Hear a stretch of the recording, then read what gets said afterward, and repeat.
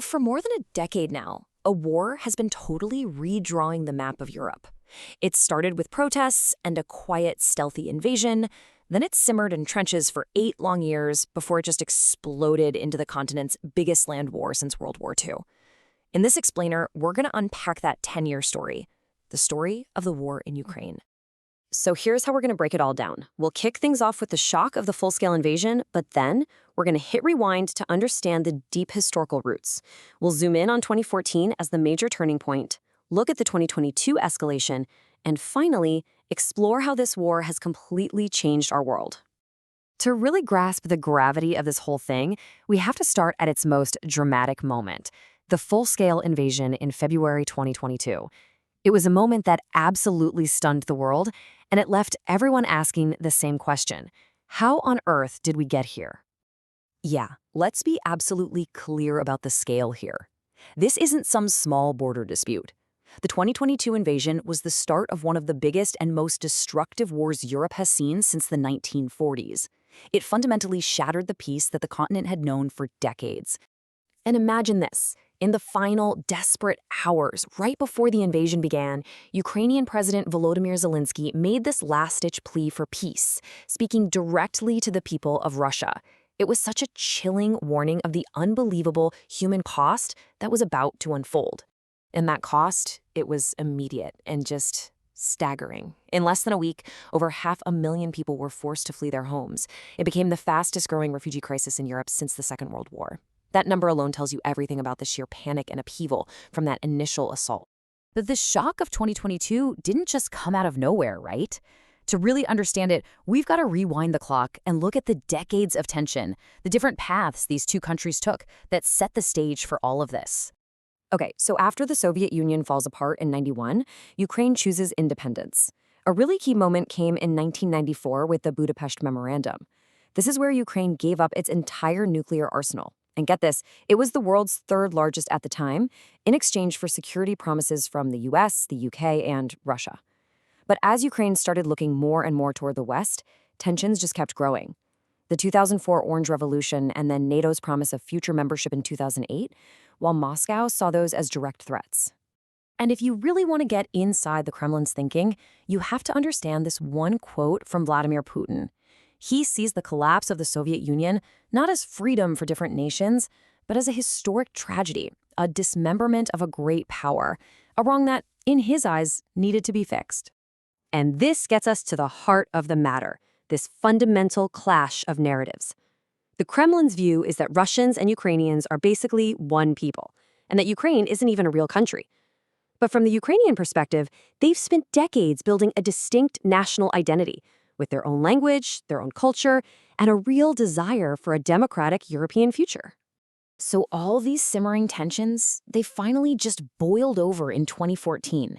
This was the year that all the talk turned into a revolution, and covert actions escalated into a full-blown war. The spark? The government suddenly rejected a trade deal with the European Union, choosing closer ties with Russia instead.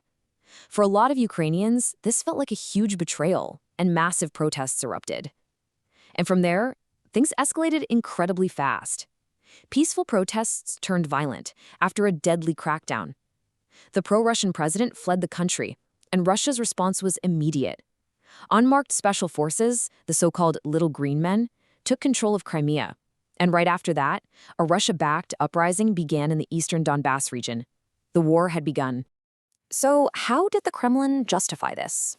Well, this quote from Putin pretty much sums it up. In a major speech, he basically argued he was fixing a historical mistake. This was the first time a European country had annexed territory from another since World War II. Now, after those initial land grabs in 2014, the war in the Donbass didn't end. It became what a lot of people started calling a frozen conflict. But honestly, that term is so misleading. It was a brutal, grinding war of trenches and artillery, a daily nightmare that just kind of faded from the world's headlines but never, ever stopped. And the cost of that so-called frozen war, it was immense. Before the first missile of the 2022 invasion was ever fired, an estimated 14,000 people, soldiers and civilians alike, had already died in the fighting in eastern Ukraine.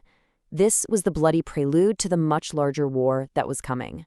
Which brings us right back to that fateful day, February 24th, 2022. After 8 years of grinding war in the Donbass, Russia escalated things dramatically, launching a massive invasion from multiple fronts. The goal, it seemed, was to conquer the entire country. You know, in the months leading up to it, the warning signs were all there. A huge military force was surrounding Ukraine, but at the same time, Russian officials were flat out denying any plans to invade, calling it all Western hysteria. Then, just days before, Putin gave a televised speech questioning Ukraine's very right to exist and officially recognized the separatist regions. That was the final step. And then, in the early hours of February 24th, came the announcement that kicked the whole thing off. The stated goals were demilitarization and denazification, which were, well, they were widely rejected around the world as just baseless excuses, especially since Ukraine's president is both Jewish and democratically elected. The international reaction was swift and it was unified. Western leaders immediately condemned the invasion in the absolute strongest terms. They called it a barbaric, unprovoked attack and promised that there would be severe consequences. But inside Ukraine, in those first chaotic days when Russian forces were closing in on the capital, this one quote became a powerful rallying cry for the entire nation. President Zelensky's decision to stay in Kyiv, filming selfie videos from the city's streets, it galvanized the country and showed the world that Ukraine wasn't going to just collapse. Okay, so this is not just a regional conflict, not even close. The shockwaves from this war have been felt all across the globe, sparking economic crises, redrawing security alliances, and creating a human catastrophe that we haven't seen in generations. The economic fallout was instant. Suddenly, you had a global food crisis because supply chains were shattered. Then, an energy crisis as Europe tried to wean itself off Russian oil and gas. We saw sanctions on a scale we've never seen before, and all of it just fueled a massive surge in inflation worldwide. But the human cost, the numbers are almost impossible to even wrap your head around. We're talking military casualties on both sides likely in the hundreds of thousands, millions of people forced to become refugees, and tens of thousands of civilians killed in attacks that the UN has documented as deliberate and just indiscriminate. And here's one of the biggest ironies of the whole conflict. One of Russia's stated goals was to stop NATO from expanding. Well, what happened instead? The invasion pushed two historically neutral countries, Finland and Sweden, to join the alliance. This move effectively doubled the length of Russia's border with NATO. Talk about a strategic backfire. When you step back and look at it all, this conflict has completely shuttered the world we thought we knew after the Cold War. It's forcing everyone to rethink what security means, what alliances matter, and what the rules of the road even are. The war is far from over, and it leaves us with this one huge defining question.